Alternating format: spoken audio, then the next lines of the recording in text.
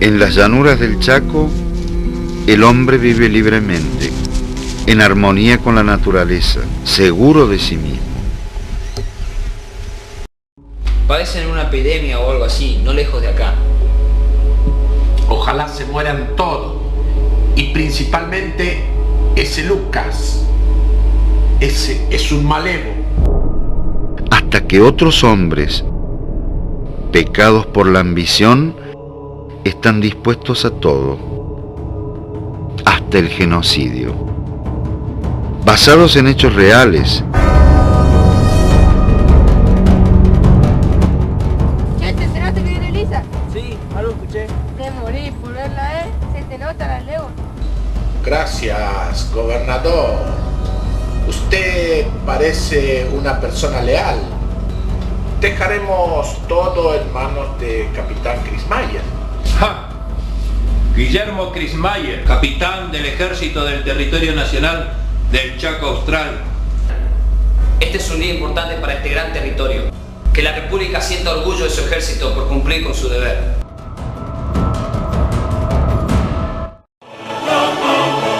Con actores de primera, que harán que las llanuras del Chaco no sean las mismas.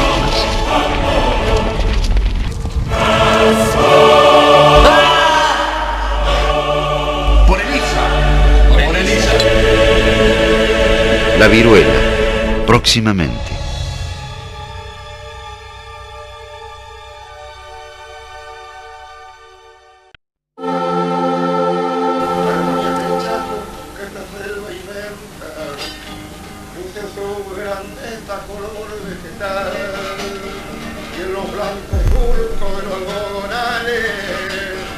Hasta el cosechero sabe saludar.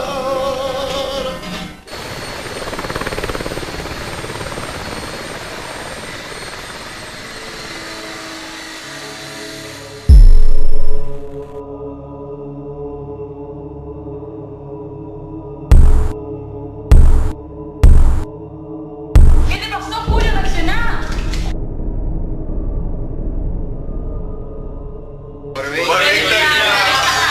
Bueno, chicos, ¿se decidieron qué es lo que vamos a hacer? ¿Dónde vamos a pasar el Día del Amigo? Pero ese hotel no está embrujado. Ay, por favor, deja con eso que está embrujado. Por la amistad. Por la amistad. Mejor nos organizamos. De todas maneras, los fantasmas no van a venir para el Día del Amigo. Por la casa, no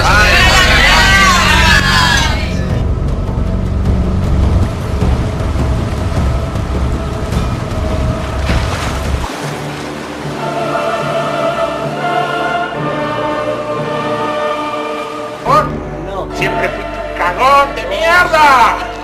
¡Los voy a matar a todos, pendejos de mierda!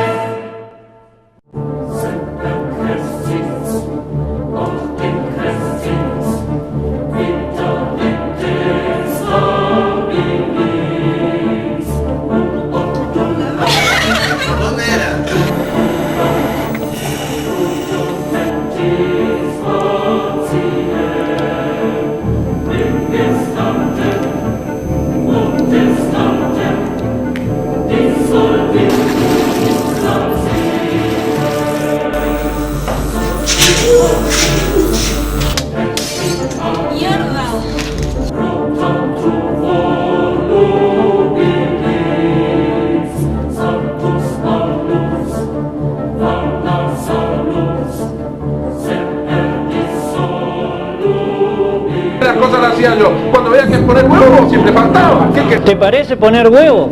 Torturar un montón de pendejos que no sabían lo que hacían.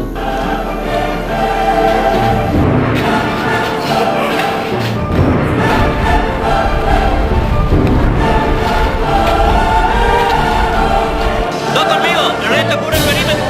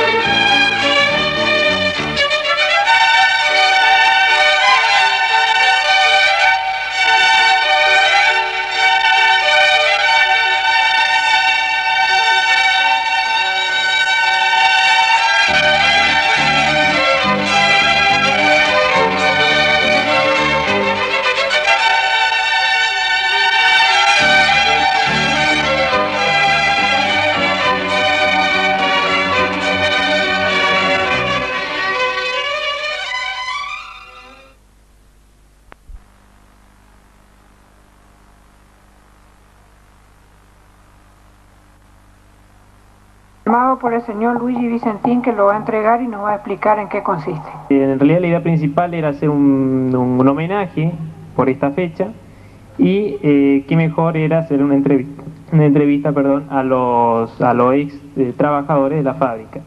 Y en esta ocasión salieron a la luz, como ahora, varias vivencias que hicieron que mi video documental tenga una experiencia extraordinaria.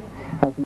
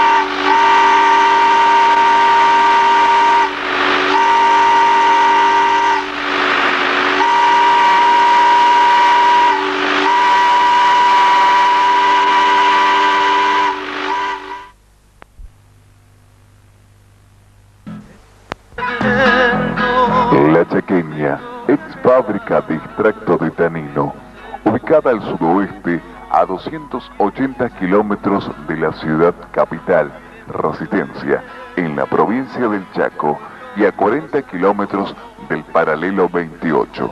Su historia remonta hacia el año 1902, cuando don Carlos Bruneizen realizó expediciones en el territorio del Chaco. En el año 1905 se extiende el ramal de vías férreas, traídas desde Santa Fe a Resistencia, y en años posteriores se prolonga hacia donde más tarde crecía Villa Ángela. Mil caminos, te contesto la Chape y Tarino, chimenea y sudor, símbolos de aquel tiempo de esperanza y amor. En el año 1908, los señores Grunensen y su socio Julio Martín adquirieron tierras y 500 cabezas de ganado criollo, y el 25 de mayo de 1910 se funda la ciudad de Villa Ángela. En el año 1917 se crea la Chaqueña, Sociedad Anónima, y por 1925 se instala la fábrica de extracto de quebracho.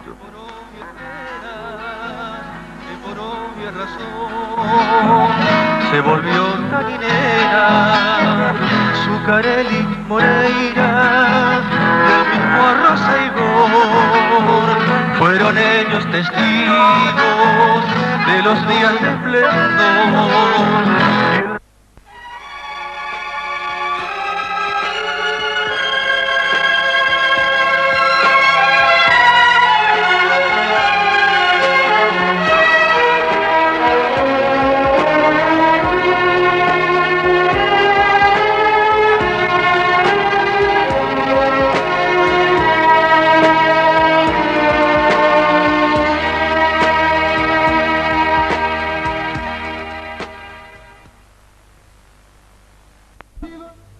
Arturo Grossetti, nacido en Tartagal, provincia de Santa Fe, el 29 de julio de 1924. Vine a Villa Ángela el año 58. Entré como jardinero acá porque traje un certificado de la forestal.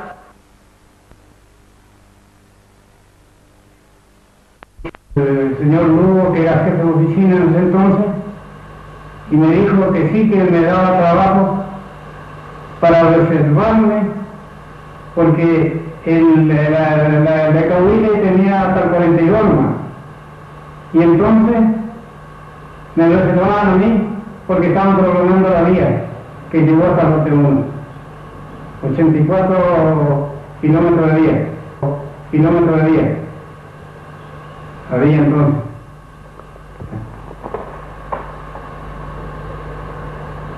Y la fábrica empezó a producir el año 1925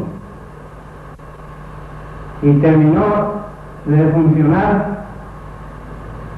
el 22 de julio de 1983. El ferrocarril era parado más o menos el año 70. Porque ahí, el 68, se hizo la función entre Indonor y Chaqueña. Entonces se decidieron a levantar toda la vía, porque decía que no servía la vía. En vez de achatarla, qué sé yo. Los difusores estaban allá contra esa pared, había una hilera, eran 8 y 8 de este lado.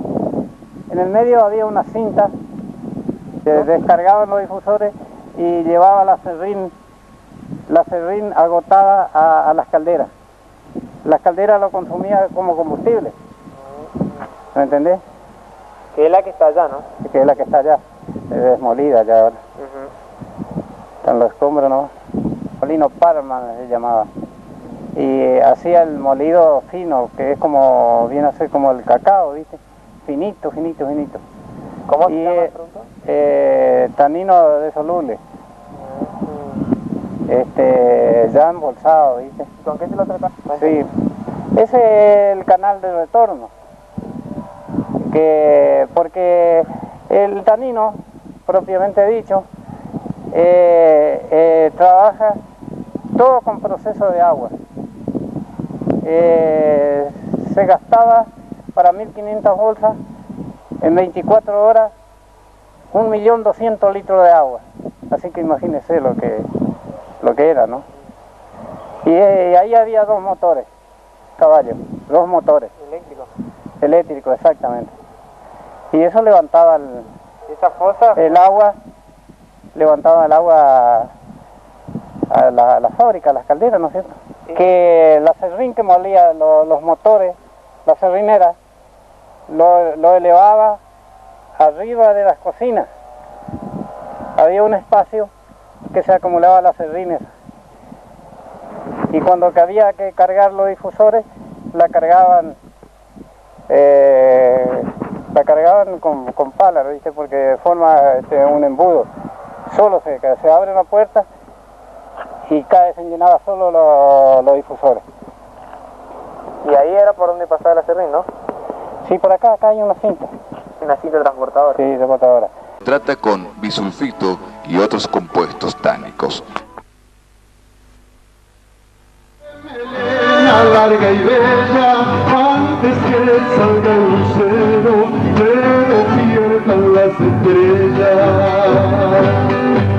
Te diriges al corral para los bueyes unir y te vas a trabajar, la ley del cobre a cumplir.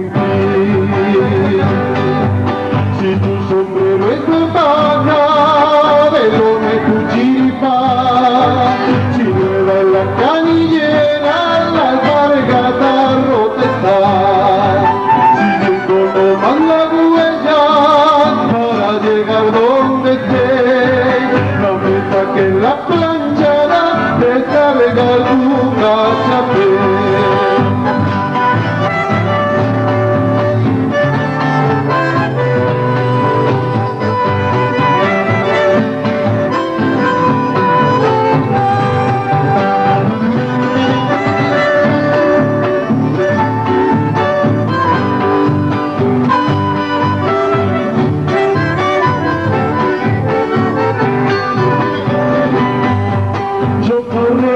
Trabajo para cumplir mi destino, llevo pesados rollizos para sacar el tanino.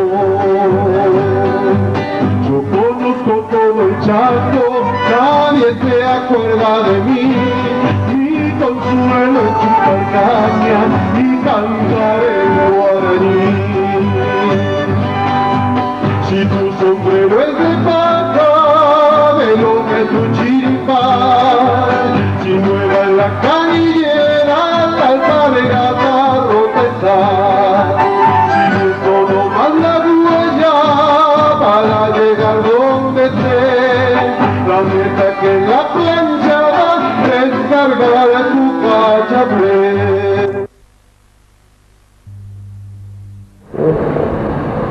Yo soy Emiliano Vera. En la fábrica de tanino yo ingresé el 2 de junio de 1958. Ven que al tercer día recién encontré ubicación en el piso de acerrín, que era el depósito, la parte alta de la fábrica, donde se almacenaba aproximadamente 120, 125 toneladas de acerrín. Y había que cargarlo a los difusores. Había 16 difusores que más o menos cargaban 5.000 kilos de acerrín cada difusor. Y se trabajaban 6 horas nomás por día. Ahí trabajé aproximadamente un año. Y entonces me cambiaron de vuelta, pasé a la sección cocina. Se llaman cocina, que es la sala de difusores donde se cocina el acerrín.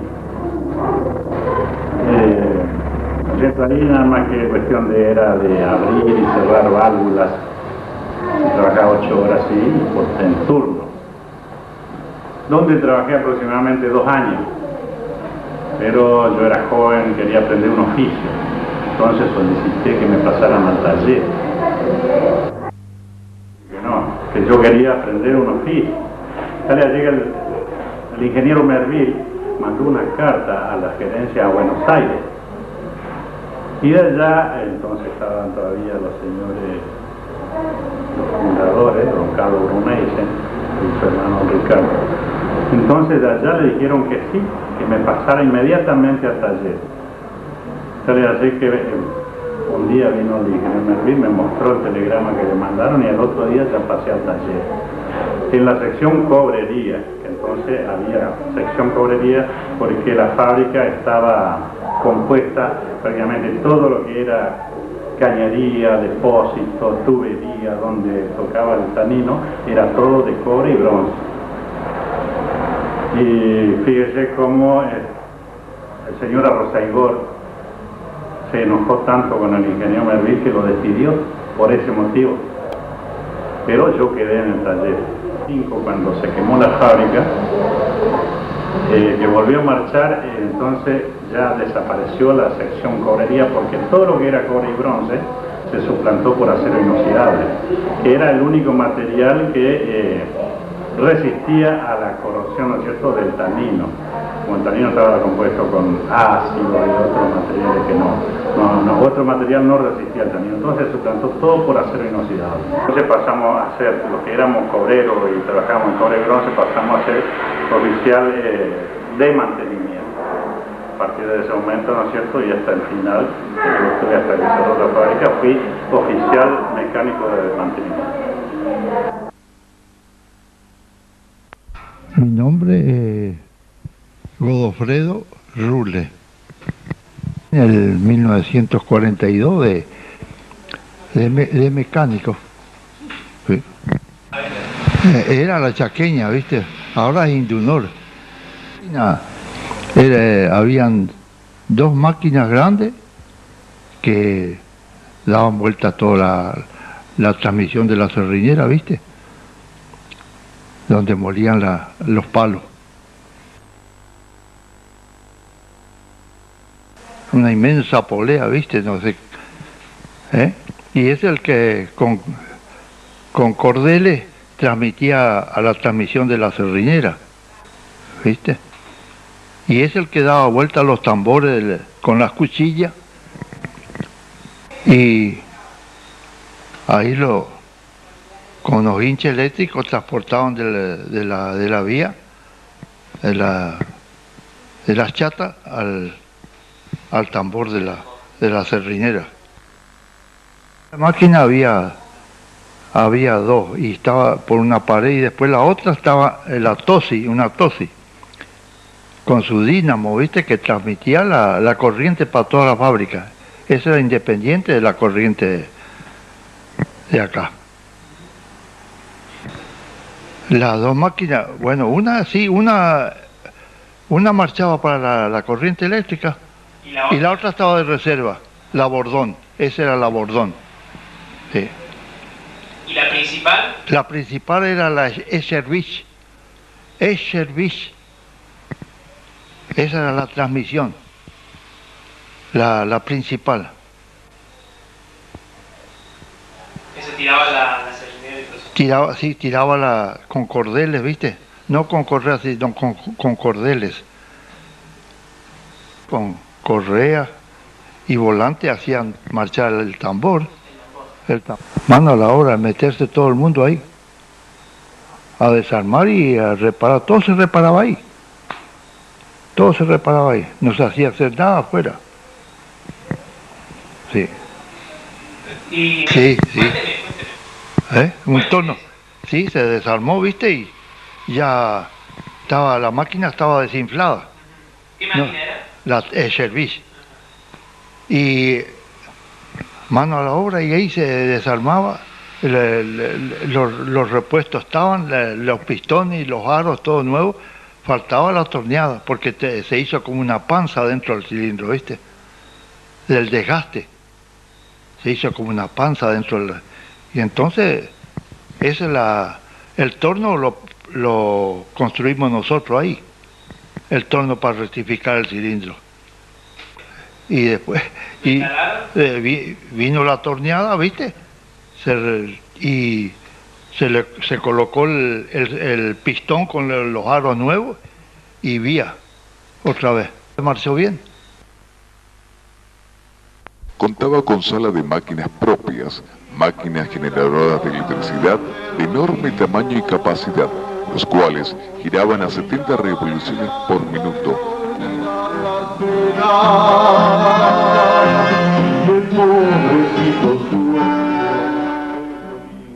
La hilera que cortaba el aire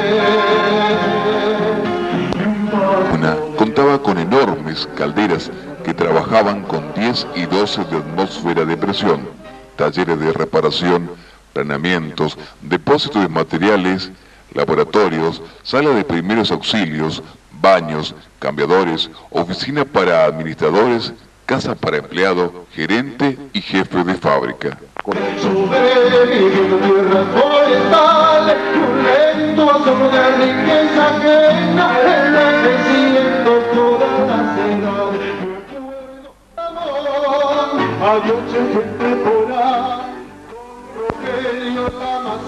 Contaba con estacionamiento propio para los 3 trenes que recorría más de 200 kilómetros de vías que se extendía desde Villa Ángela, pasando por lo de Sorriba, Guagni, Orsolini, hasta el 42 hacia el norte y desde allí a la estancia de La Manuela, a 40 kilómetros al sur de Villa Ángela.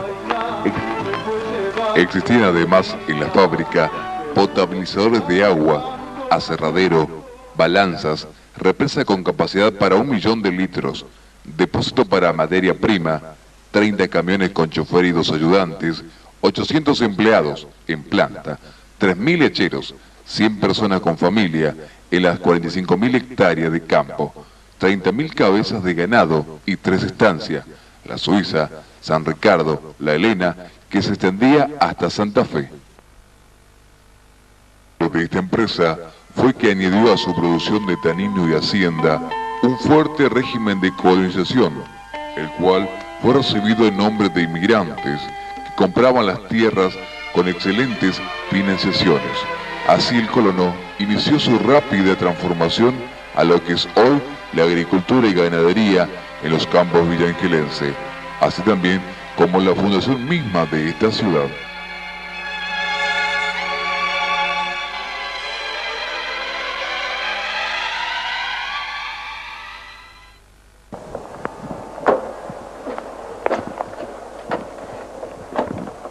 Acá había una tolva donde recibía la serrina agotada y mandaba las calderas arriba para combustible. Eso era todo caldera, ¿eh? ¿A donde acá estaba la caldera? Sí, acá estaban las calderas. 1, 2, 3, 4. 12 calderas.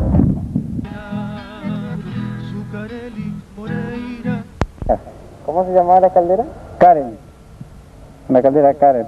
Que la trajeron el año 1965, creo que era. ¿Qué función cumplía? Y eso decían de que iba a dominar todas las sardineras.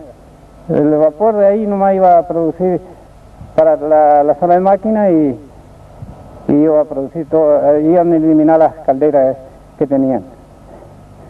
Porque tuvieron que no resultó. Que salió fuera de uso. La Karen, la famosa Karen. Cuando cayó la Karen fue un golpe bastante importante. Inclusive. Claro, tengo filmado e inclusive que no la tengo en el video, puse la filmadora para ver si vibraba al caer la caldera, pero no se movió para nada. Yo tenía mucho miedo, porque fue un golpe bastante... Porque era bastante grande la chimenea. Sí, habrá sido como 40 o 50 toneladas el peso total. Sí, no era una caldera muy... ¿Y ahí la movió un poco a la chimenea? No se movió, no. De estos tubos que se ven acá, y hacía marchar los motores. ¿Qué motor son estos? Y este es la Chevry. A ver el año que es. Año 1889. Ayer. ¿Hace años? Hizo algo. ¿Cuántos HP más o menos tenía esta fábrica? Los motores todo el mundo. Una barbaridad. Y tiraban con 12 atmósferas de vapor, tiraban esto. Y ese era el eje principal, ¿viste? Ahí llevaba, daba vuelta ese volante con un cordel.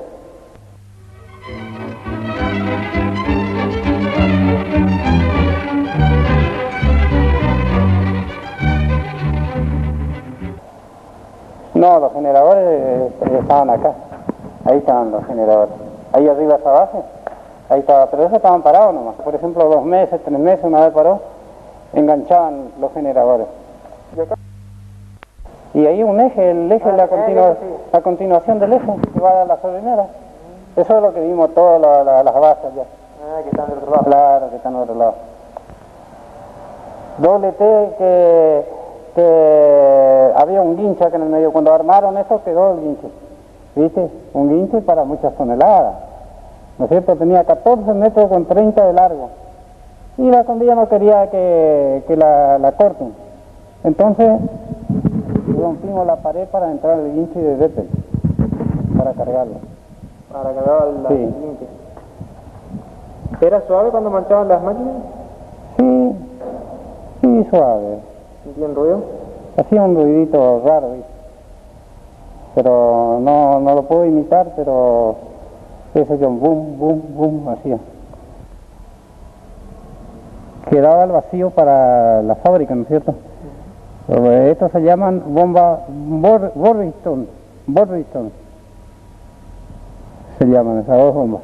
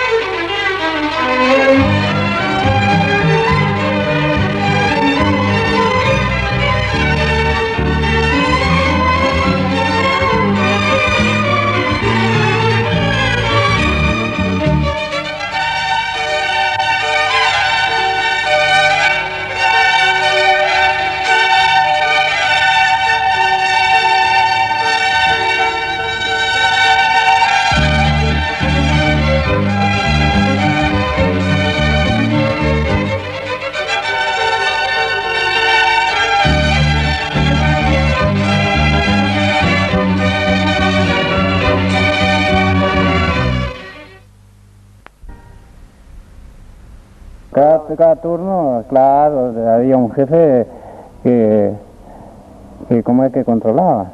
¿Y esta máquina qué es? Y esta máquina también es la misma, porque cuando siempre había 2 de reserva. Trabajaban aquellas 2, por ejemplo, ¿no es cierto? La chévere y la otra, la que sigue. Y estas estaban paradas. Cuando había que reparar algo, cualquier cosa, o ponerle empaquetadura, una cosa, marchaban estas 2 hasta que se repararon aquella, así es. Había siempre reserva. Hacía por medio de vapor. Es una campanita, dice, que chilleaba que se sentía de tan lejos, hasta el 42 se sentía el pito. Y que está a 20 kilómetros. ¿Y qué pasa con el pito? Y llevaron, no sé quién llevó.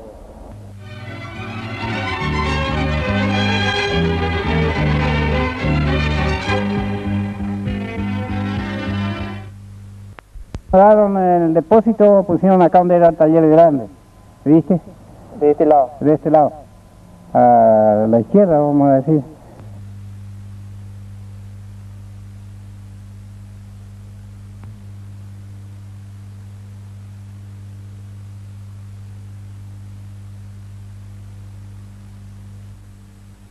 Libretas en cosas así, por ejemplo, que son del año 1940, una libreta que está diciendo cuántas personas más o menos están trabajando en el lugar, unas fotos en que, por ejemplo, esta foto es del año 1955 de la estancia La Suiza, donde es una foto de una jubilación, ¿no? Porque la estancia de La Suiza pertenecía a La Chaqueña, Sociedad Anónima, y fue la que primero estuvo la estancia de La Suiza y luego La Chaqueña. Recién La Chaqueña es de 1917. Entonces, lo que he podido recopilar son estas cosas, y después una foto muy particular donde parte de mi familia, mi suegro especialmente, Mi suegro se llamaba Billy Schreiber, Billy le decían todos, el nombre de él traducido es Guillermo. Mi suegro era jefe de máquinas, diríamos, de la Chaqueña. Durante toda su vida trabajó ahí. Principalmente era uno de los jefes, pero que, como aquí lo muestra, está en esta otra, en la pequeña foto, es un tambor de una serrinera del año 1941. Él era en ese momento era jefe de taller. Y el señor que está al lado, mi suegro es el de la izquierda, el señor de la derecha era el señor José Mauro y era el encargado de la electricidad de la fábrica. Porque la fábrica, para poder trabajar, tenía que también generar su propia electricidad en ciertos aspectos, o si algo se descomponía, lo tenía que hacer. Decir, bueno, por ejemplo, estaba una persona que hacía de gerente, y luego estaban todas las personas que trabajaban, que podían ser, por ejemplo, personas que trabajaban en las calderas, en la sala de máquinas, en los difusores, en la cocción del tanino, los bolseros. Después estaban las personas que eran maquinistas de locomotoras para la parte de los lotes, de donde se traía la madera, y también estaban los otros maquinistas, los maquinistas que trabajaban dentro de la Chaqueña o en el lugar. Y si podemos seguir hablando de personas que también manejaban los camiones, que iban a los obrajes, que eran jefes de turno, porque eran siempre 3 turnos rotativos de 8 horas. La Chaqueña no paraba nunca entre 1940 y 1950, no paraba.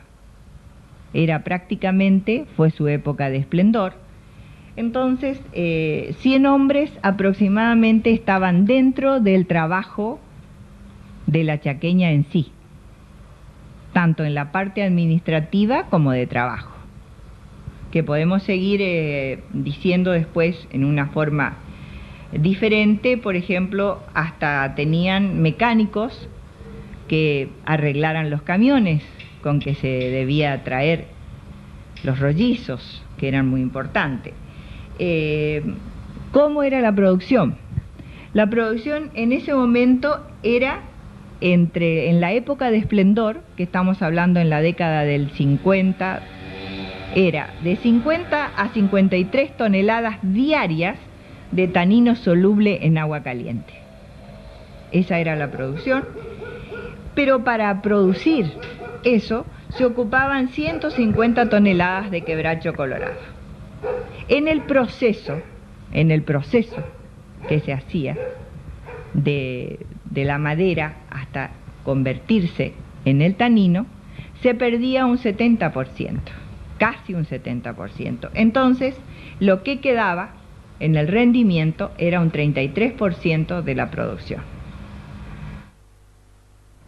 Fue mucho antes del incendio que se produjo en la Chaqueña después de los años 60, y aquí creo que la Chaqueña estaba en su esplendor. Y lo que quería decir también es otra cosa, que en la época esta, entre el 40 y el 50, en la Chaqueña trabajaban aproximadamente, junto con los encargados y supervisores de los obrajes, trabajaban aproximadamente 300 personas, 100 dentro de la planta de la Chaqueña propiamente dicha y 200 personas fuera de la Chaqueña. El hachero trabajaba como podía y hasta que podía, porque el trabajo era muy difícil y muy penoso. La parte social era algo muy importante, porque si nosotros queríamos saber la hora y el reloj no andaba muy bien, sabíamos realmente que a las 11:30 en punto sonaba el pito de la fábrica, como decíamos nosotros, y eran las 11:30 y era la hora de prepararse para almorzar y también de ir a la escuela. Ese iba a fuerza de vapor también. Si no teníamos vapor no marchaba el pito. Y de acuerdo a los turnos, ¿viste? Porque son 3 turnos. Empezaba de 4 a 12, de 12 a 20 y de 20 a 4.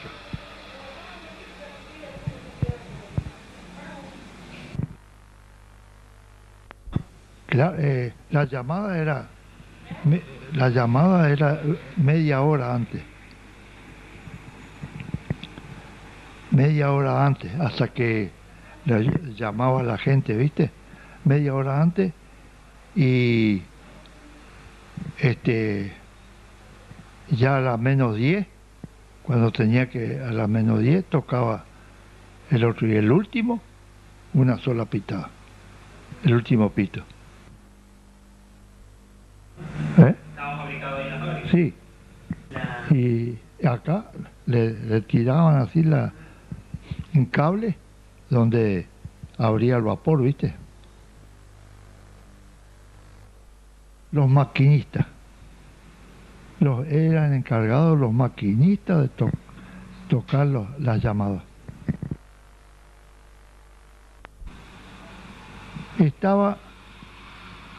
El pito estaba afuera, enseguida afuera de la puerta del taller, de la sala de máquinas.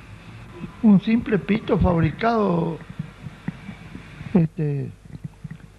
no era ni comprado ni nada, era de un pequeño caño, tubo así.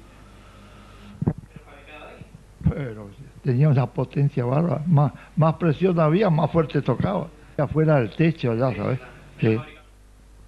Y perdido cuando anunciaba el alba la mañana y la sirena que cortaba el aire y un pasmo de acerrín en la garganta del Pedro H. de la Juana humilde sobreviviendo tierras forestales y un lento asomo de alegría tañera donde duerme la historia sepultada y regresando donde está mi gente por la picada.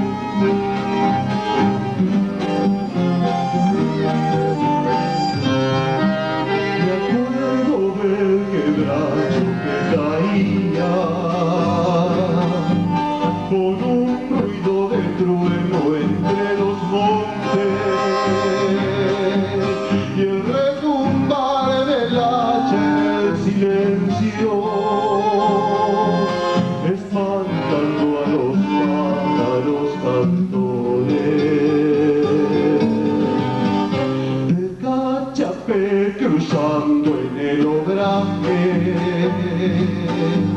camino de la playa de rollizos y la bailanda de olvidar las penas y el pobrecito sueño del domingo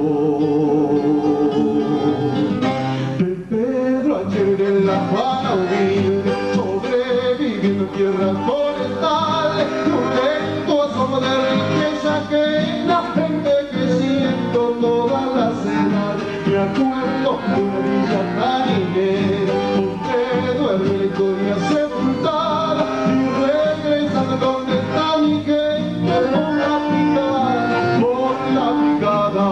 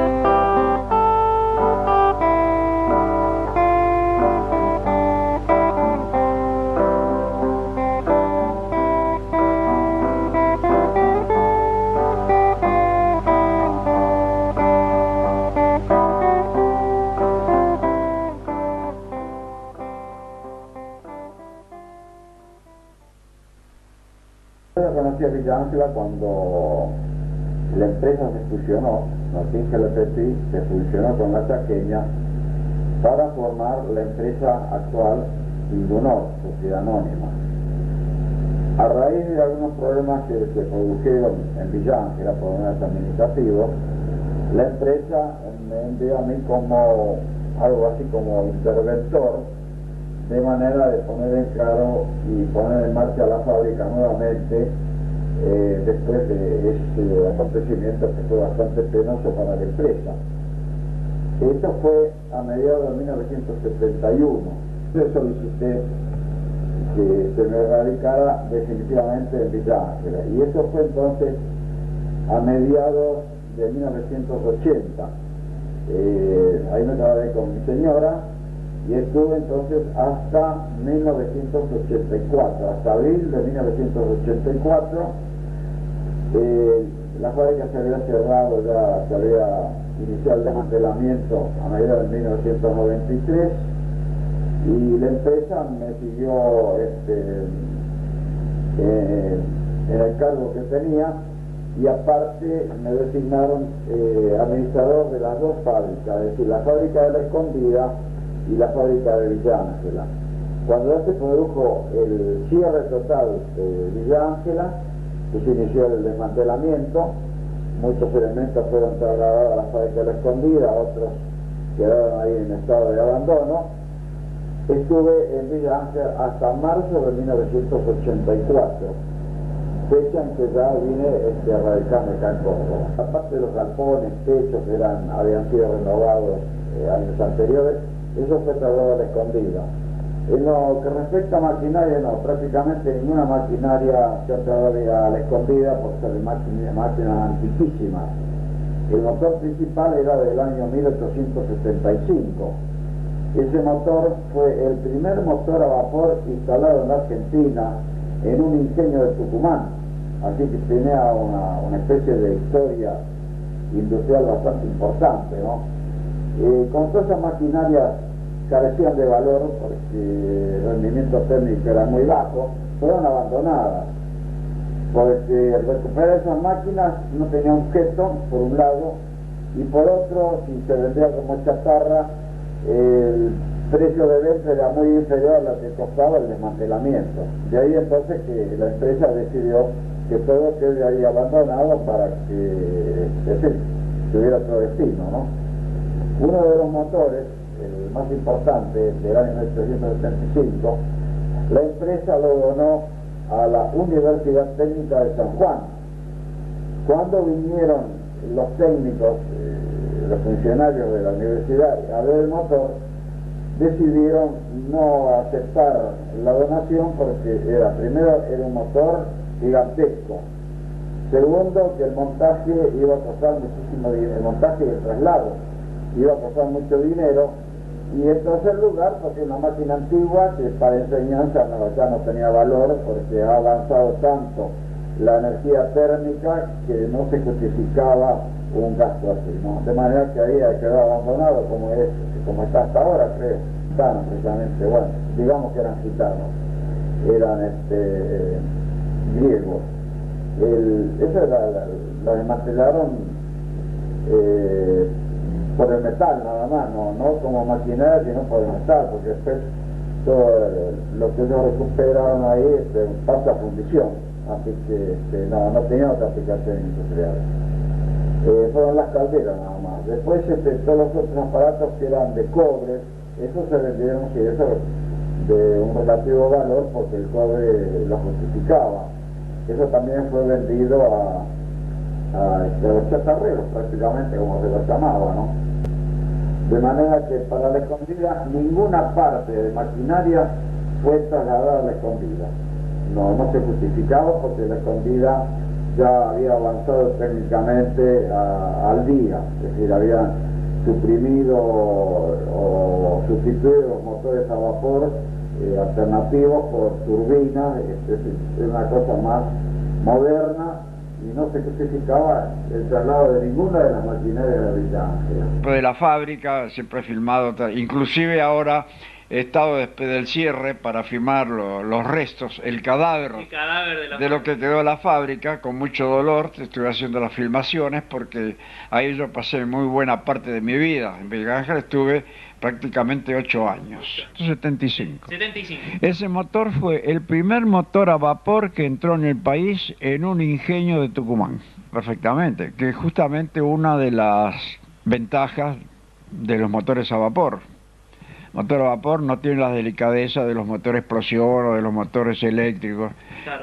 Mientras haya vapor funciona, atados con alambre, como sea, pero funciona. El vapor era centenaria prácticamente, ¿no?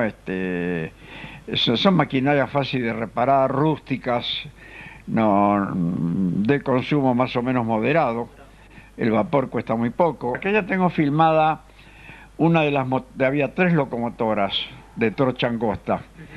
Una de ellas, que la habíamos preparado para tenerla para exposición, la hemos facilitado a la gente de Cespeña, que iban a hacer una especie de exhibición de agricultura, y pidieron la locomotora, que la vinieron, la cargaron en un vehículo especial, un chasis largo, y la llevaron desde Avillán a Cespeña. ¿Quedó ahí?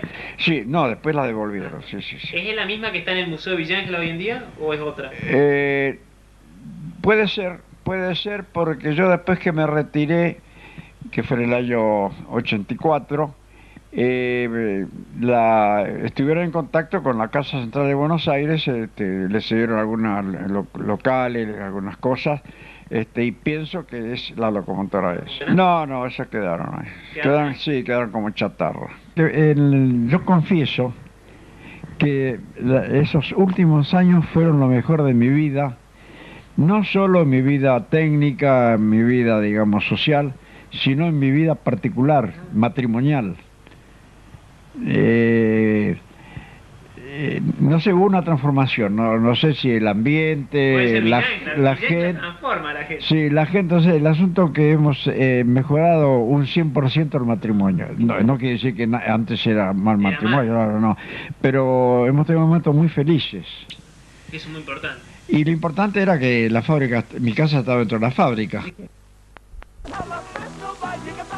En la década del 60, la fábrica de los Gruneisen y Martin, la Chaqueña Sociedad Anónima, se fusionó con La Escondida, formando Indunor Sociedad Anónima, y así quedaba en el recuerdo el pasaje de varios directivos de la empresa, como don Carlos Gruneisen, fundador y presidente hasta 1949, el señor Julio Martin, fundador y vicepresidente hasta 1934, el doctor Ricardo Gruneisen, vicepresidente desde 1941 y presidente desde el 49. El señor Ernesto Daumas, director desde 1934 y vicepresidente desde el 41.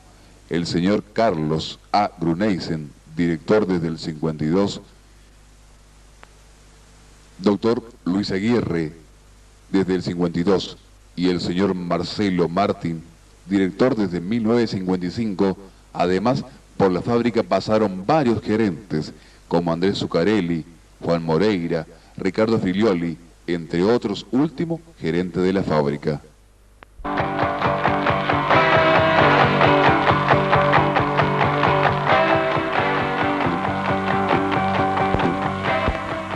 En la década del 70, la fábrica tambaleó con un cierre, hasta que en 1983, en manos de Indunor, Sociedad Anónima, cerró la fábrica de extracto La Chaqueña. Durante los últimos años de los 80, las partes de estas fueron vendidas como chatarra y otro, por su valor económico, fueron abandonadas, salvo techo y algunas columnas que fueron trasladados hacia La Verde y La Escondida.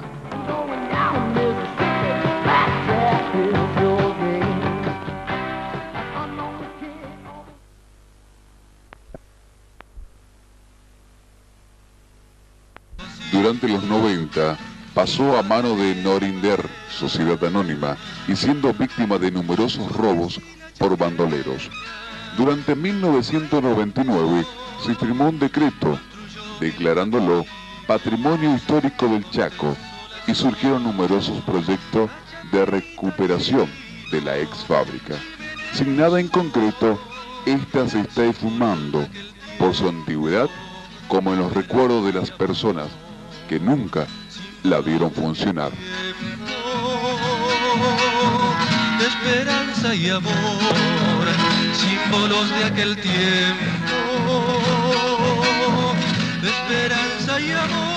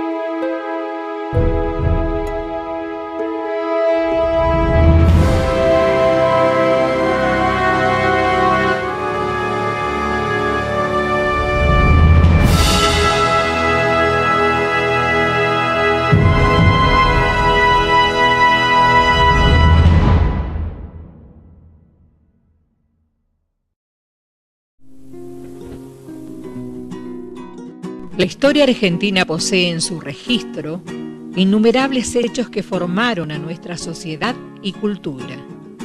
En 1900 comienzan a producirse muchos cambios en nuestra nación, entre ellos la industrialización y una fuerte inmigración.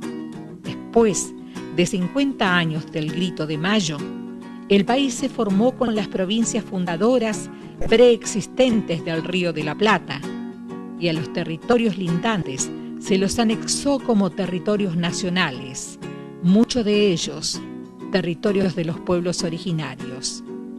Estas tierras poseían muchas riquezas naturales, eran aptos para la cría de ganado y la agricultura, eran ricos en maderas, tanino y petróleo. El Estado Nacional frenó lo más que pudo la provincialización de estos territorios, valiéndose para ello de la falta de autodeterminación de los pobladores de estas regiones. En estos lugares reinaban los poderosos con sus feudos, en complicidad con los intereses de Buenos Aires. A estos se les cedía enormes cantidades de tierras fiscales, lo cual evitaba muchas veces la creación de colonias y pueblos vitales para la organización de un Estado provincial. A finales de 1890 se delimitan las fronteras del territorio nacional del Chaco Austral.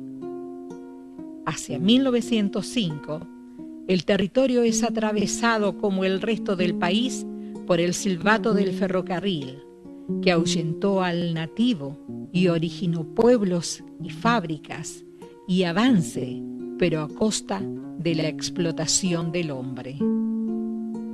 En 1907 ya existía un asentamiento de pequeños hacendados al norte del fortín Cabeza de Tigre, Ese asentamiento más tarde se lo conocerá como Villa Ángela. En 1908, a raíz de una gran sequía en la zona del Tapenagá, donde don Carlos Gruneysen poseía campos y hacienda, decide explorar hacia el oeste de Charaday, en busca de agua y mejores pastos. También impulsa a este hombre la búsqueda de enormes extensiones de tierras fiscales y de la existencia en las mismas de una gran riqueza forestal. Estos datos se conocían dado al estudio realizado por la empresa de ferrocarriles inglesa y francesa, que a principio del siglo XX realizó el trazado de las vías que se ejecutaron entre 1905 y 1930. Así, gracias a la sequía y algún que otro favor de parte de los funcionarios, el Estado vende una extensión de 50.000 hectáreas de tierras a don Gruneysen en pos del progreso, instalando en el medio del monte chaqueño la estancia La Suiza. La construcción de la misma culmina en 1909, contando en esos momentos con otros pobladores de vecinos como la familia Pellerano o Bueyes, a las cuales por supuesto el Estado Nacional no les fue tan favorable como con los dueños de la Suiza en cuanto a la extensión de las tierras. Es así que en esa gran extensión también se le dio dominio sobre una gran comunidad de nativos que escondían celosamente un tesoro invaluable para la época, la madera de quebracho, que producía durmientes y un producto nuevo llamado tanino u oro rojo, componente clave para las curtiembres, ya que el cuero era la estrella de la industria. El material sintético no se había descubierto todavía. Al mismo tiempo que Gruneysen se aventuraba amistosamente en sus nuevas tierras, el gobierno nacional concesiona a la empresa francesa de ferrocarriles el ramal que llegaría a este lugar conocido en ese entonces como el paraje Kilómetro 95. Al cumplirse 100 años de la Revolución, el 25 de mayo de 1910, se funda Villa Ángela. A esta empresa, Gruneysen la realiza en sociedad con Julio Martín, el cual tenía gran experiencia con el quebracho y los obrajes. Él, además de proveerle de madera de sus obrajes para la poderosa forestal argentina, desde Rosario envía a el noble gobierno del territorio nacional del Chaco Austral el plano del nuevo pueblo y la futura estación a escasos metros de la futura fábrica de tanino. Este nuevo plano se alejaba del emplazamiento original demarcado por los agrimensores del Estado Nacional por más de 1000 metros. Se dice que Julio Martín y Carlos Gruneysen se conocían desde antes, ya que ambos pertenecían a una logia en la cual, entre las cosas en común que tenían, es la de llevar el progreso a los lugares inhóspitos y la creación de pueblos. Es así que el nuevo pueblo llamado Villa Ángela se debió, según ellos, al nombre de la esposa de Martín, Ángela Juste. Los Gruneysen llegaron al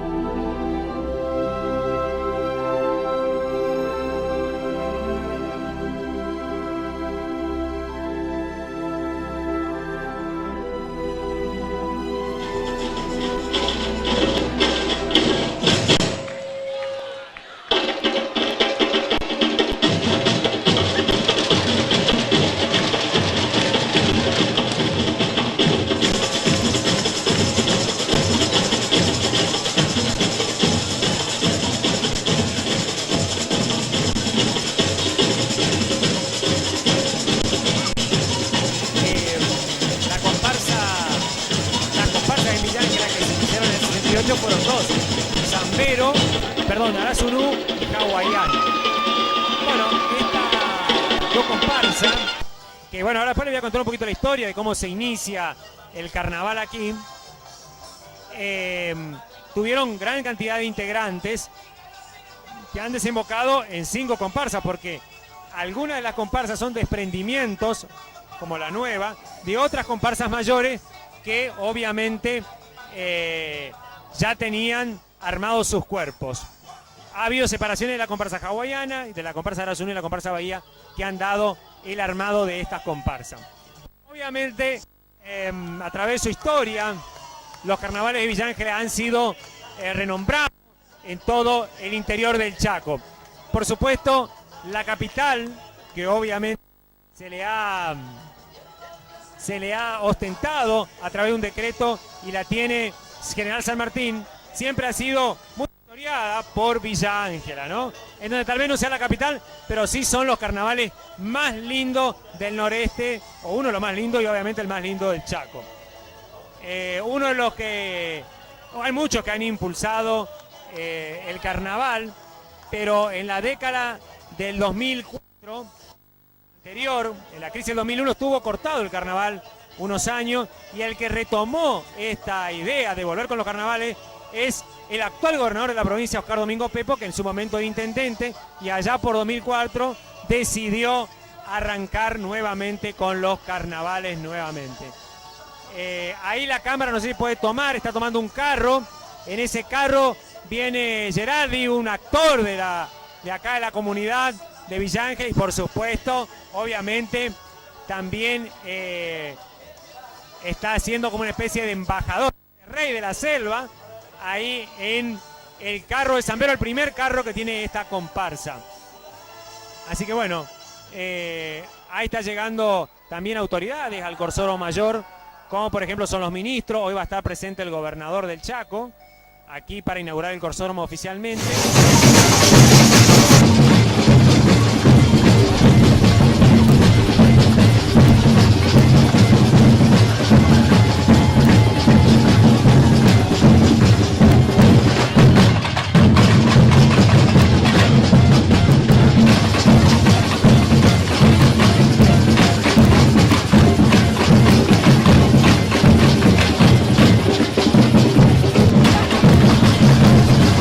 ¡Mueve nuestra bastonera!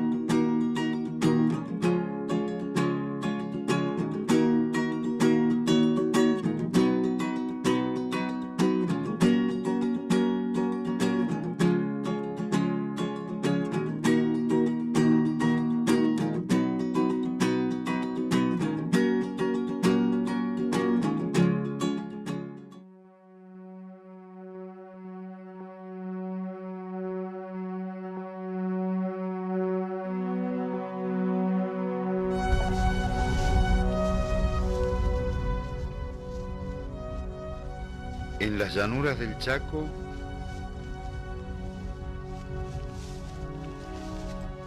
el hombre vive libremente, en armonía con la naturaleza, seguro de sí mismo, hasta que otros hombres, pecados por la ambición, están dispuestos a todo.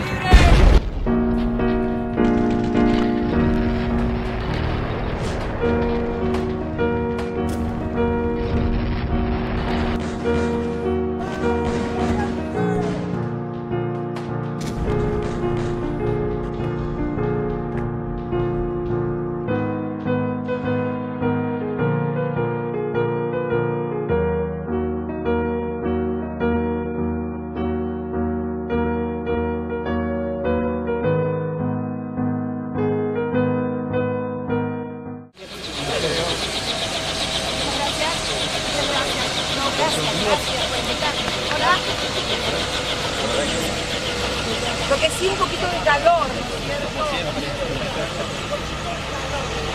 Deportivos, la gente sentada en la puerta de sus casas, saludándote, agitando una bandera, tomando mate. Los vecinos que nos saludaban desde sus casas en ese acceso norte que comunica con la Ruta Nacional número 95, que ha quedado espléndido. Vamos a ir a ver la segunda parte de este mapa musical y cultural, en donde en esta nueva emisión distintas personalidades de allí, de Villa Ángela, nos cuentan su relación con el relato humorístico, con la música, con la poesía. Así que vamos a verlo y después seguimos aquí en vivo en Argentina. Yo soy del Chaco argentino, nacido en esta región. Soy tan hijo de esta tierra que me siento emparentado al quebracho colorado y al capullo de algodón. La voz que acabamos de escuchar es la de uno de los tipos más queridos del humor argentino, don Luis Landricina. Nació en Chaco, Villa Ángela para más datos. Hacia allí fuimos, a conocer a su gente. Mi nombre es Juan Manuel Ramírez, soy escribano, me dicen Carancho Ramírez.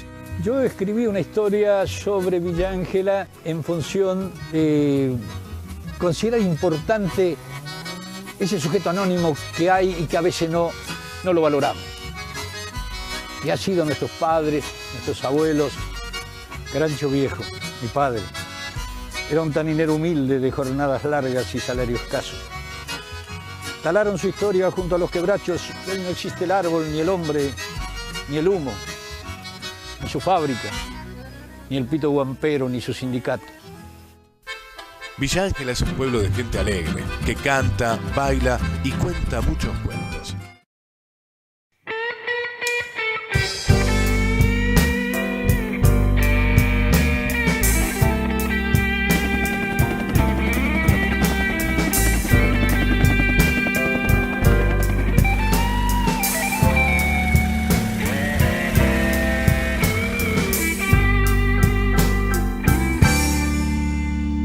Si alguien me preguntara mi origen,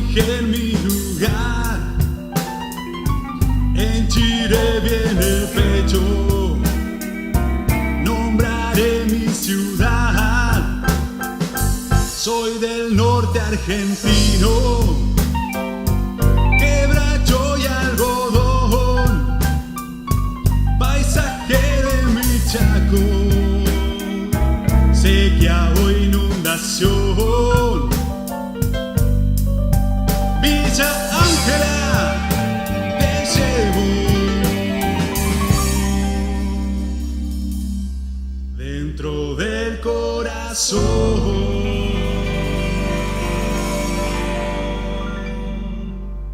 Y hoy con orgullo digo que soy chaqueño, aunque me piden mucho el rock and roll. Tengo carácter fuerte como el quebracho, corazón tierno como el algodón.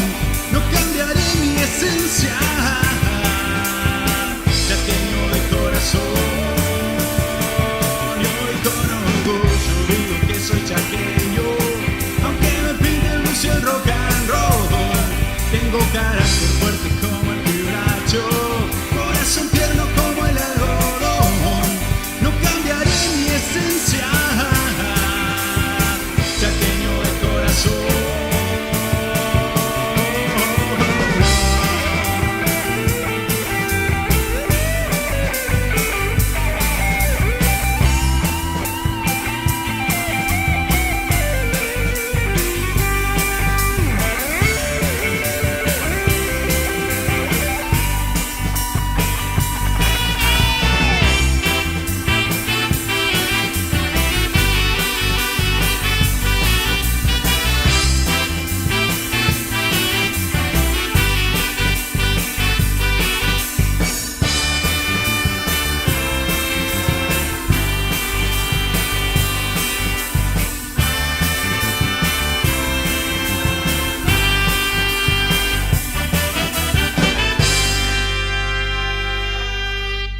No olvido mis raíces, ni el tiempo que pasó. Dios me puso en tu suelo, fue por una razón. Ruego yo cada día poder ser bendición, ayudando a mi gente, dando mi corazón. Villa Ángela, querida, te bendiga mi Dios.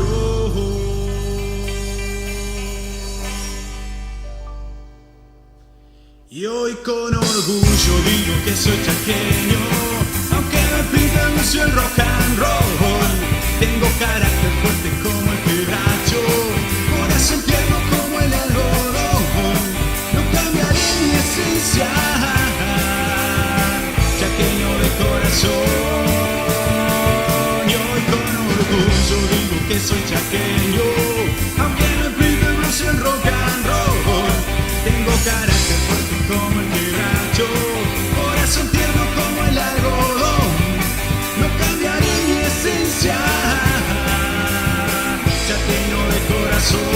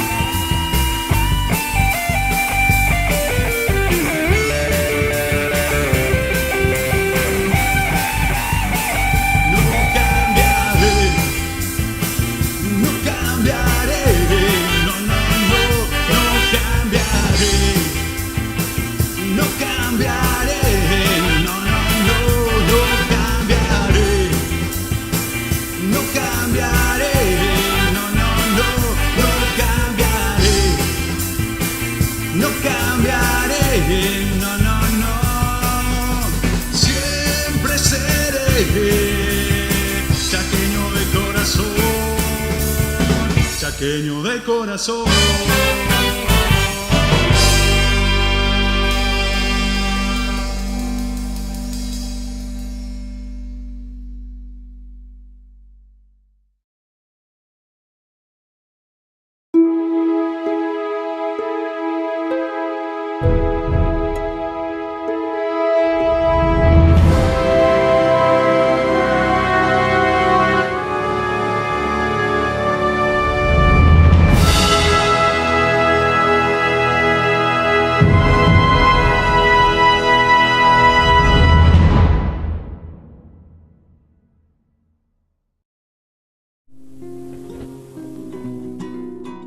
La historia argentina posee en su registro innumerables hechos que formaron a nuestra sociedad y cultura.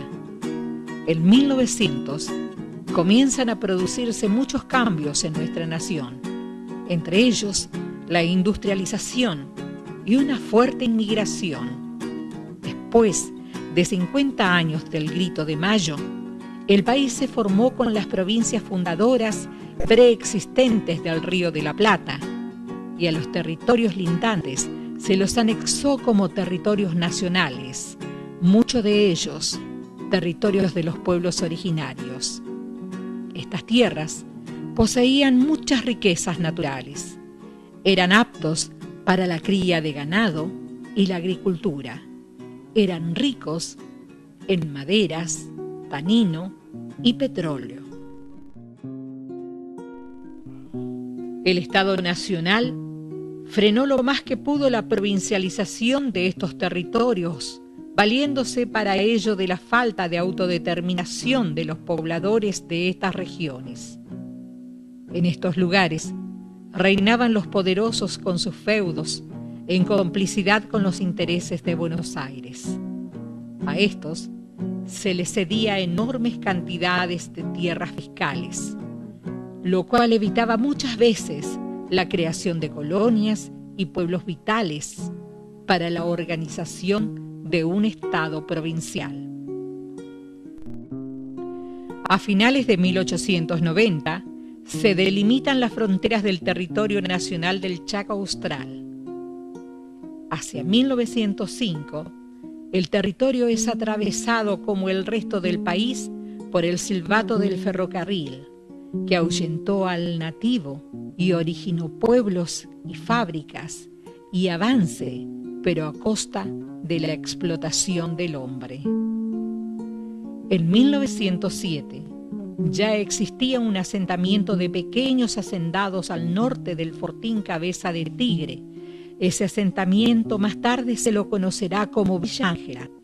En 1908, a raíz de una gran sequía en la zona del Tapenagá, donde don Carlos Gruneisen poseía campos y hacienda, decide explorar hacia el oeste de Charaday, en busca de agua y mejores pastos. También impulsa a este hombre la búsqueda de enormes extensiones de tierras fiscales y de la existencia en las mismas de una gran riqueza forestal. Estos datos se conocían dado al estudio realizado por la empresa de ferrocarriles inglesa y francesa, que a principio del siglo XX realizó el trazado de las vías que se ejecutaron entre 1905 y 1930. Así, gracias a la sequía y algún que otro favor de parte de los funcionarios, el Estado vende una extensión de 50.000 hectáreas de tierras a don Gruneisen en pos del progreso, instalando en el medio del monte chaqueño la estancia La Suiza. La construcción de la misma culmina en 1909, contando en esos momentos con otros pobladores de vecinos como la familia Pellerano o Bueyes, a las cuales por supuesto el Estado Nacional no les fue tan favorable como con los dueños de la Suiza en cuanto a la extensión de las tierras. Es así que en esa gran extensión también se le dio dominio sobre una gran comunidad de nativos que escondían celosamente un tesoro invaluable para la época, la madera de quebracho, que producía durmientes y un producto nuevo llamado tanino u oro rojo, componente clave para las curtiembres, ya que el cuero era la estrella de la industria. El material sintético no se había descubierto todavía. Al mismo tiempo que Gruneisen se aventuraba amistosamente en sus nuevas tierras, el gobierno nacional concesiona a la empresa francesa de ferrocarriles el ramal que llegaría a este lugar conocido en ese entonces como el paraje Kilómetro 95. Al cumplirse 100 años de la Revolución, el 25 de mayo de 1910, se funda Villa Ángela. A esta empresa, Gruneisen la realiza en sociedad con Julio Martín, el cual tenía gran experiencia con el quebracho y los obrajes. Él, además de proveerle de madera de sus obrajes para la poderosa forestal argentina, desde Rosario envía a el noble gobierno del territorio nacional del Chaco Austral el plano del nuevo pueblo y la futura estación a escasos metros de la futura fábrica de tanino. Este nuevo plano se alejaba del emplazamiento original demarcado por los agrimensores del Estado Nacional por más de 1000 metros. Se dice que Julio Martín y Carlos Gruneisen se conocían desde antes, ya que ambos pertenecían a una logia en la cual, entre las cosas en común que tenían, es la de llevar el progreso a los lugares inhóspitos y la creación de pueblos. Es así que el nuevo pueblo llamado Villa Ángela se debió, según ellos, al nombre de la esposa de Martín, Ángela Juste. Los Gruneisen llegaron al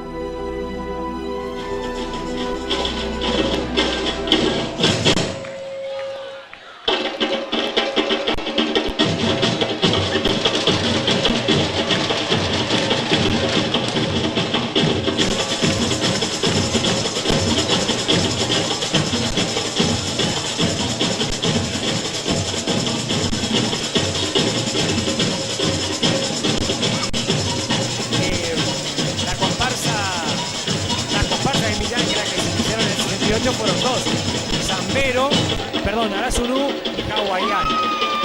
Bueno, estas dos comparsas, que bueno, ahora después les voy a contar un poquito la historia de cómo se inicia el carnaval aquí,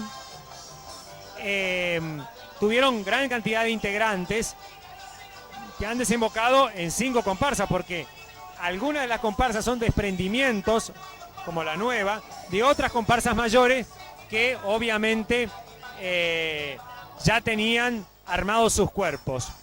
Ha habido separaciones de la comparsa hawaiana, de la comparsa Arasunu y la comparsa Bahía, que han dado el armado de estas comparsas. Obviamente, a través de su historia, los carnavales de Villa Ángela han sido renombrados en todo el interior del Chaco. Por supuesto, la capital, que obviamente se le ha ostentado a través de un decreto y la tiene General San Martín, siempre ha sido muy historiada por Villa Ángela, ¿no? En donde tal vez no sea la capital, pero sí son los carnavales más lindos del noreste, o uno de los más lindos y obviamente el más lindo del Chaco. Uno de los que... hay muchos que han impulsado el carnaval, pero en la década del 2004, anterior, en la crisis del 2001, estuvo cortado el carnaval unos años, y el que retomó esta idea de volver con los carnavales es el actual gobernador de la provincia, Oscar Domingo Pepo, que en su momento era intendente, y allá por 2004 decidió arrancar nuevamente con los carnavales nuevamente. Ahí la cámara, no sé si puede tomar, está tomando un carro. En ese carro viene Gerardi, un actor de acá de la comunidad de Villa Ángela, y por supuesto, obviamente, también está haciendo como una especie de embajador, de rey de la selva, ahí en el carro de Zambero, el primer carro que tiene esta comparsa. Así que bueno, ahí está llegando también autoridades al Corsoro Mayor, como por ejemplo son los ministros. Hoy va a estar presente el gobernador del Chaco, aquí para inaugurar el Corsódromo oficialmente.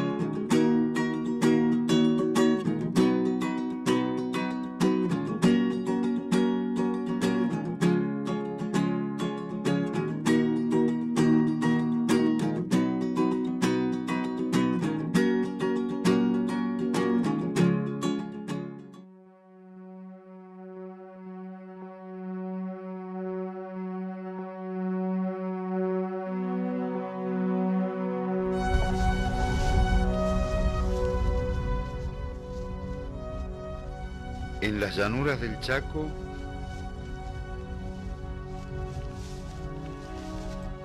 el hombre vive libremente, en armonía con la naturaleza, seguro de sí mismo, hasta que otros hombres, pecados por la ambición, están dispuestos a todo.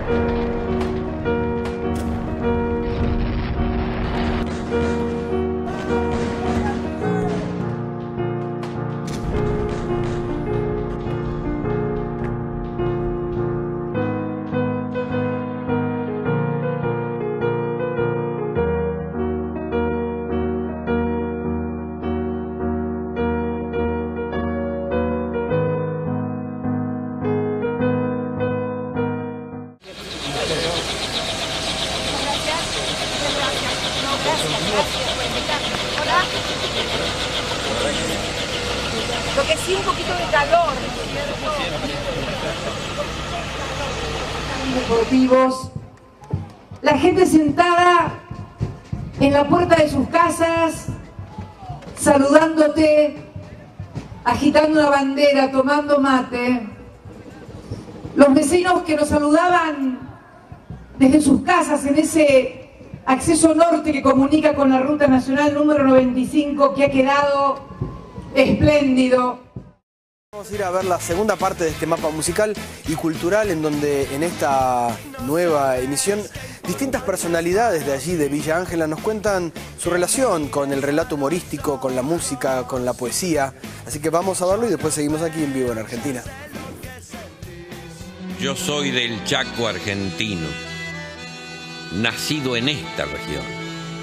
Soy tan hijo de esta tierra que me siento emparentado al quebracho colorado y al capullo de algodón.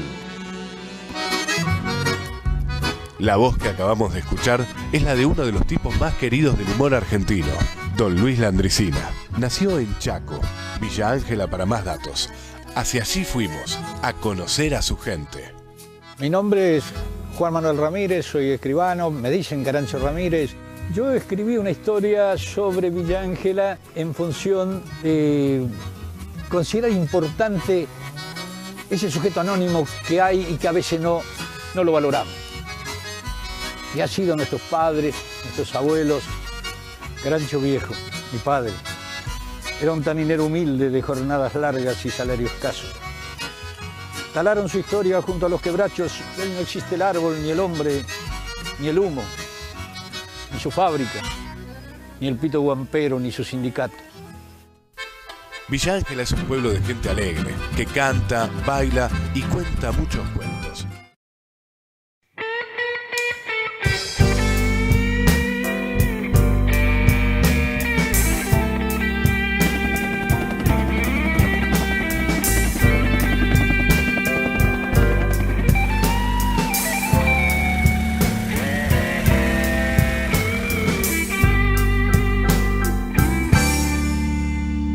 Si alguien me preguntara mi origen, mi lugar, henchiré bien el pecho, nombraré mi ciudad. Soy del norte argentino, quebracho y algodón, paisaje de mi Chaco, sequía o inundación. Villa Ángela, te llevo dentro del corazón.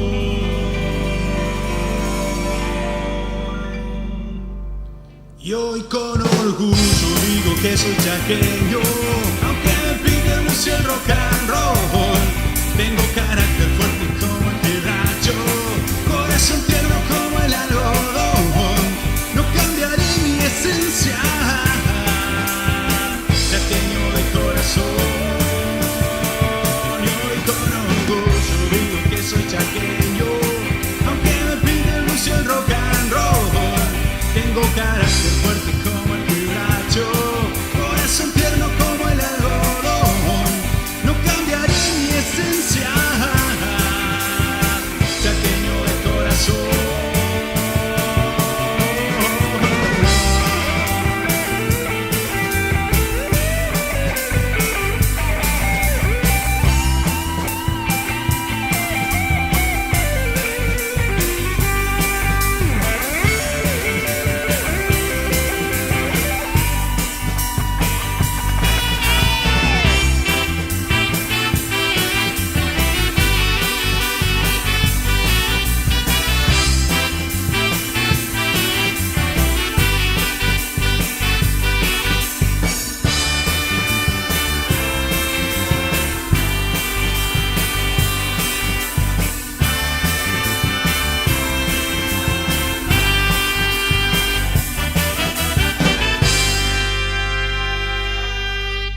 No olvido mis raíces, ni el tiempo que pasó.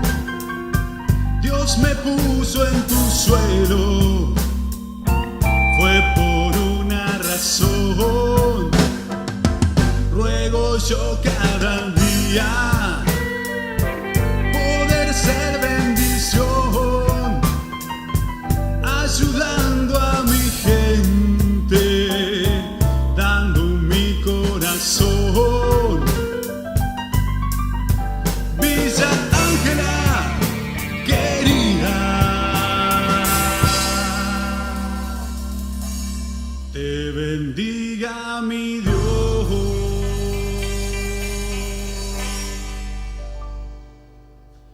Y hoy con orgullo digo que soy chaqueño, aunque me piden mucho el rock and roll. Tengo carácter fuerte como el quebracho, corazón tierno como el algodón. No cambiaré mi esencia, chaqueño de corazón. Y hoy con orgullo digo que soy chaqueño, aunque me piden mucho el rock and roll. Tengo carácter fuerte como el quebracho, corazón tierno como el algodón. No cambiaré mi esencia, chaqueño de corazón.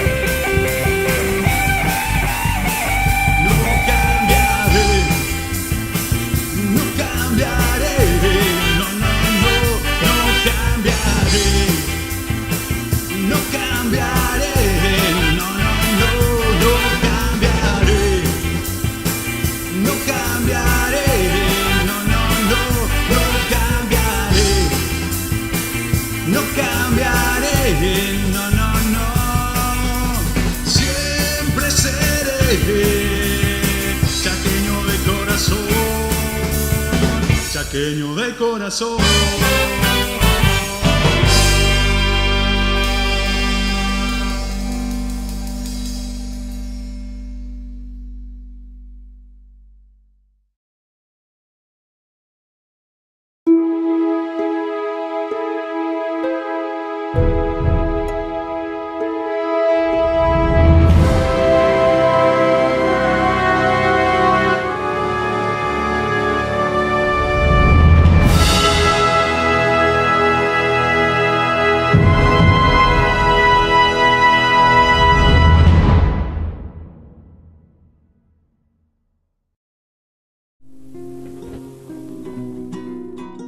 La historia argentina posee en su registro innumerables hechos que formaron a nuestra sociedad y cultura. En 1900 comienzan a producirse muchos cambios en nuestra nación, entre ellos la industrialización y una fuerte inmigración. Después de 50 años del Grito de Mayo, el país se formó con las provincias fundadoras preexistentes del Río de la Plata, y a los territorios lindantes se los anexó como territorios nacionales, muchos de ellos territorios de los pueblos originarios. Estas tierras poseían muchas riquezas naturales, eran aptos para la cría de ganado y la agricultura, eran ricos en maderas, tanino y petróleo. El Estado Nacional frenó lo más que pudo la provincialización de estos territorios, valiéndose para ello de la falta de autodeterminación de los pobladores de estas regiones. En estos lugares reinaban los poderosos con sus feudos, en complicidad con los intereses de Buenos Aires. A estos se les cedía enormes cantidades de tierras fiscales, lo cual evitaba muchas veces la creación de colonias y pueblos vitales para la organización de un Estado provincial. A finales de 1890 se delimitan las fronteras del territorio nacional del Chaco Austral.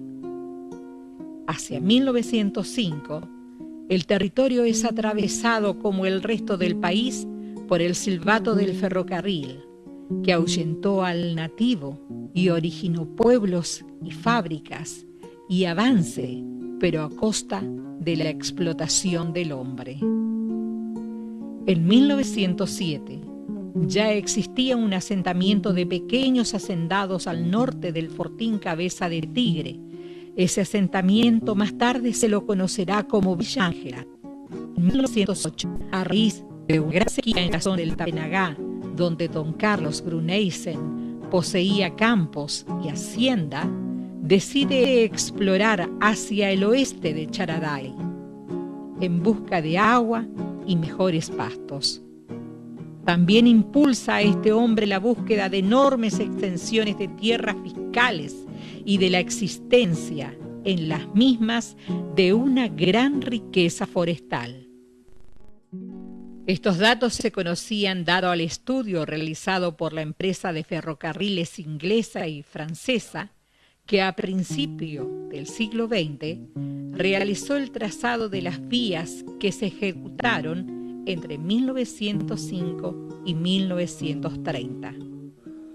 Así, gracias a la sequía y algún que otro favor de parte de los funcionarios, el Estado vende una extensión de 50.000 hectáreas de tierras a don Gruneysen en pos del progreso, instalando en el medio del monte chaqueño la estancia La Suiza.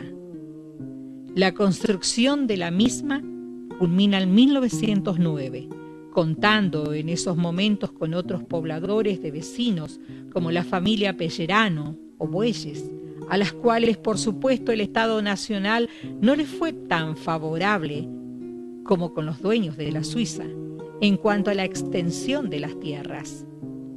Es así que en esa gran extensión también se le dio dominio sobre una gran comunidad de nativos que escondían celosamente un tesoro invaluable para la época, la madera de quebracho, que producía durmientes y un producto nuevo llamado tanino u oro rojo,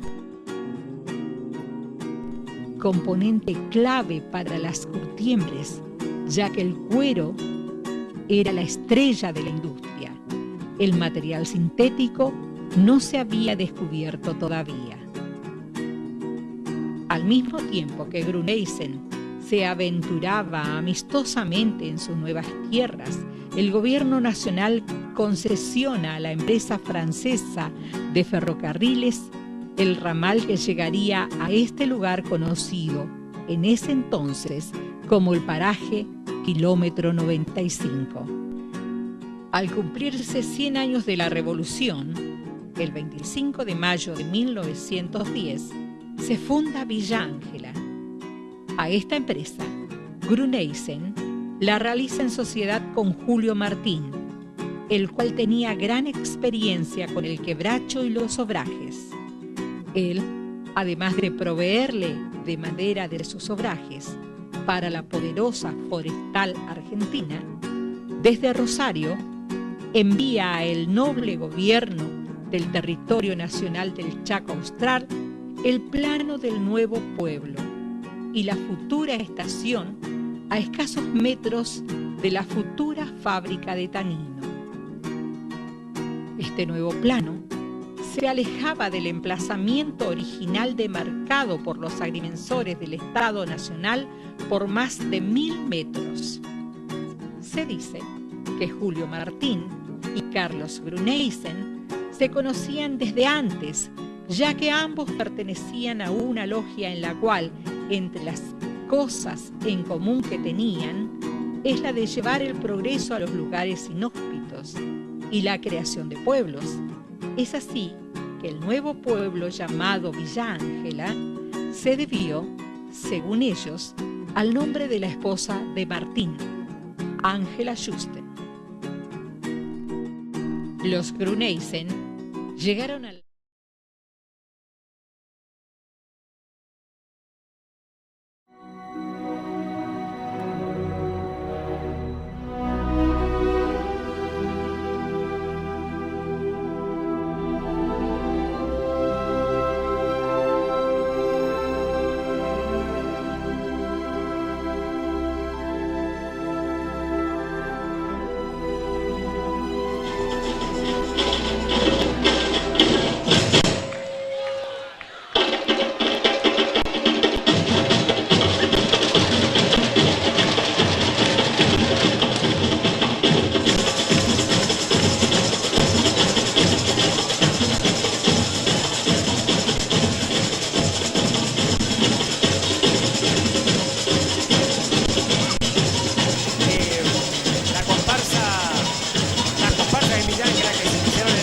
fueron dos, Zambero, perdón, Arasuru y Hawaiano.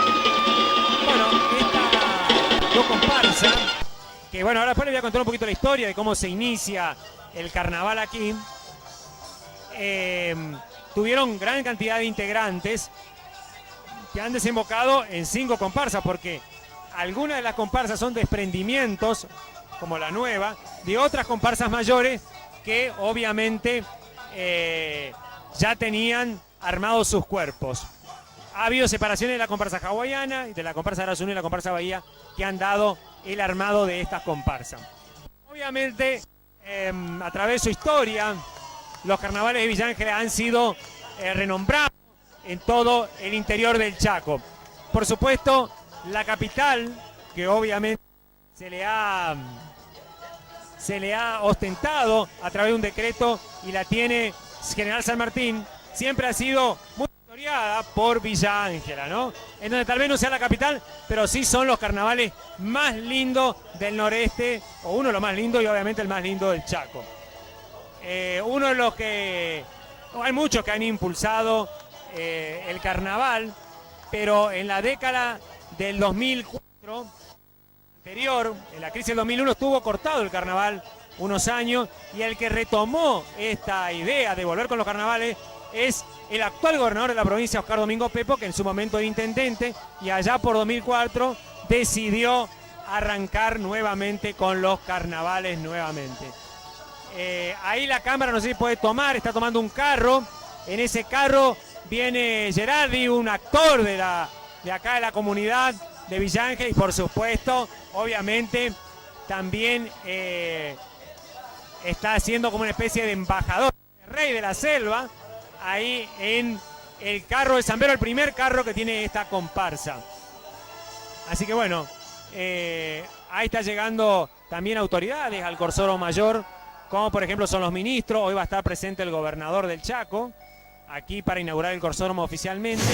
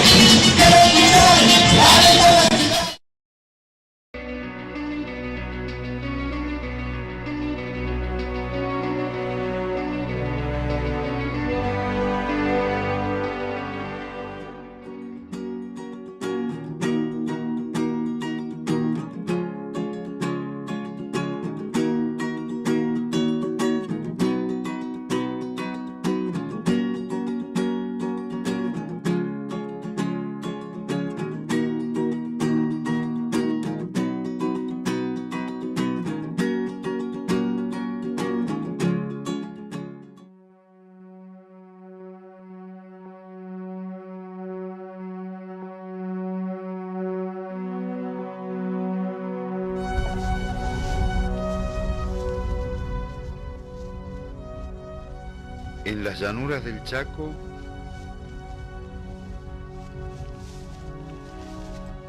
el hombre vive libremente,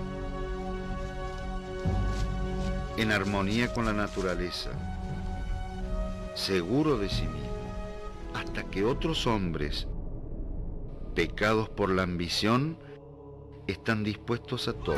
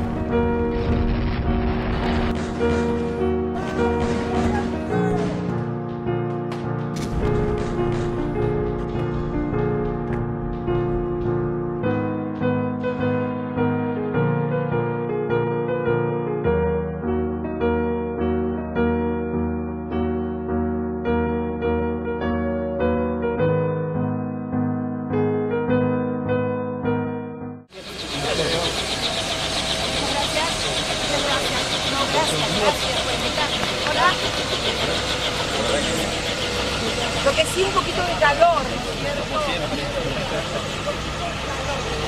Deportivos, la gente sentada en la puerta de sus casas, saludándote, agitando una bandera, tomando mate.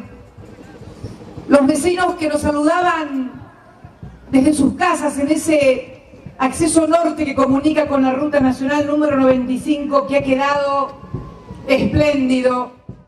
Vamos a ir a ver la segunda parte de este mapa musical y cultural, en donde en esta nueva emisión distintas personalidades de allí, de Villa Ángela, nos cuentan su relación con el relato humorístico, con la música, con la poesía. Así que vamos a verlo y después seguimos aquí en vivo en Argentina. Yo soy del Chaco argentino, nacido en esta región. Soy tan hijo de esta tierra que me siento emparentado al quebracho colorado y al capullo de algodón. La voz que acabamos de escuchar es la de uno de los tipos más queridos del humor argentino, don Luis Landricina. Nació en Chaco, Villa Ángela para más datos. Hacia allí fuimos, a conocer a su gente. Mi nombre es Juan Manuel Ramírez, soy escribano, me dicen Carancho Ramírez. Yo escribí una historia sobre Villa Ángela en función de considerar importante ese sujeto anónimo que hay y que a veces no lo valoramos. Y ha sido nuestros padres, nuestros abuelos. Carancho Viejo, mi padre, era un taninero humilde de jornadas largas y salario escaso. Talaron su historia junto a los quebrachos. Hoy no existe el árbol, ni el hombre, ni el humo, ni su fábrica, ni el pito guampero, ni su sindicato. Villa Ángela es un pueblo de gente alegre, que canta, baila y cuenta muchos cuentos.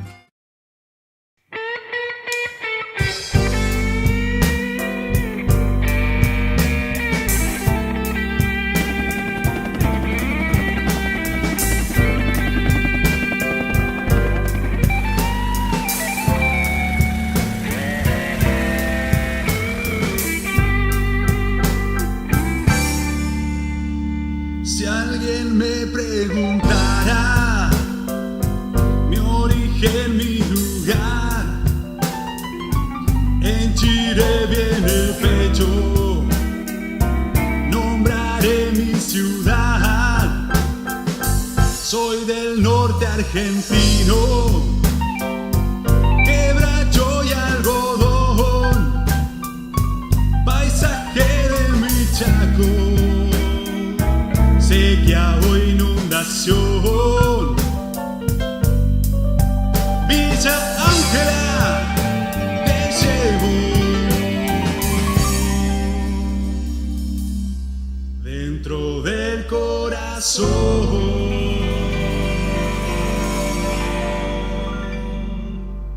Y hoy con orgullo digo que soy chaqueño, aunque me piden...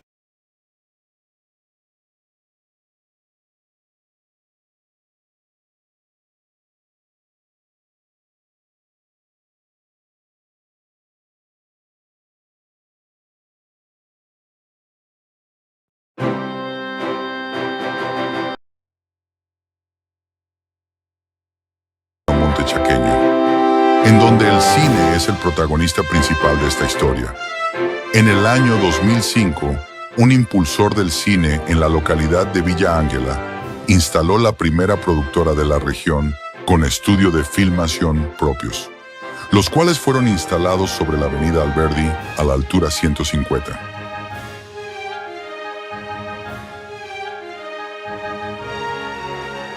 Uno de los desarrollos más prolongados y que sobreviven en la actualidad es el de los efectos visuales, los cuales comenzaron a hacerse en el estudio desde su fundación. Con el advenimiento de las incipientes nuevas tecnologías, se incorporaron nuevos equipos y cámaras, pasando desde la estándar definición a la alta definición, y desde el formato académico al 350 grados en 4K. Los documentales también son otro tipo de contenidos que Vicentín Films produce, el último sobre la pandemia y en realidad virtual, pero también se produjo material visual histórico sobre la chaqueña, sobre la usina local y sobre el reconocido cuentista villangelense Luis Landricina. El Festival de Cine di Campli, también instaurado por un grupo amigo de la productora de cine y la Sala República, en 2022 como una herramienta para que las personas vuelvan al cine, después del trágico suceso que fue la pandemia del año 2021. El mismo sigue a paso firme el cometido de sumar público y mostrar las grandes obras del cine de todos los tiempos. Sin lugar a dudas, el sueño de hacer y tener cine en Villa Ángela sigue firme por la voluntad y amor de las personas que lo componen. En cada toma o en cada escena de cada filme se puede palpar el indiscutible sacrificio por el séptimo arte de actores y técnicos de los estudios Vicentín Films, la fábrica de sueños, que logró hacernos protagonistas de nuestras propias historias y de nuestro propio destino. Vicentín Films Argentina hacia su 20 aniversario.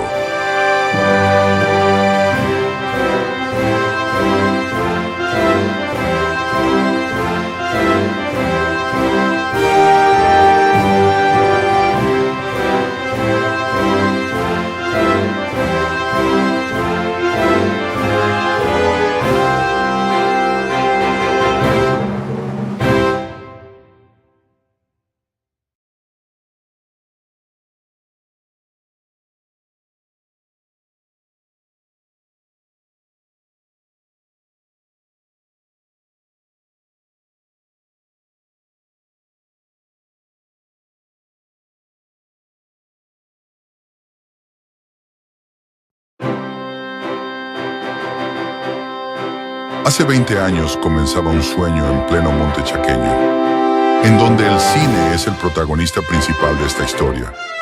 En el año 2005, un impulsor del cine en la localidad de Villa Ángela instaló la primera productora de la región con estudio de filmación propios, los cuales fueron instalados sobre la avenida Alberdi a la altura 150.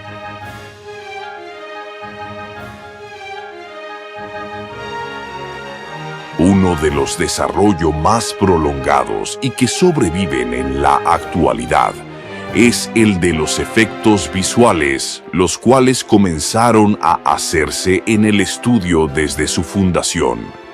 Con el advenimiento de las incipientes nuevas tecnologías, se incorporaron nuevos equipos y cámaras pasando desde la estándar definición a la alta definición y desde el formato académico al 350 grados en 4K.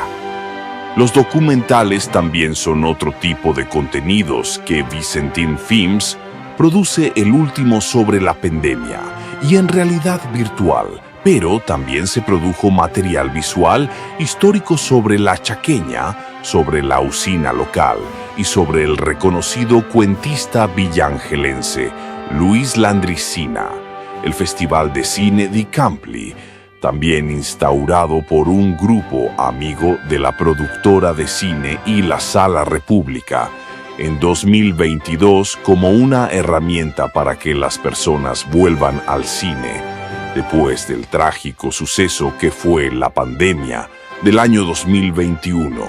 El mismo sigue a paso firme el cometido de sumar público y mostrar las grandes obras del cine de todos los tiempos. Sin lugar a dudas, el sueño de hacer y tener cine en Villa Ángela sigue firme por la voluntad y amor de las personas que lo componen.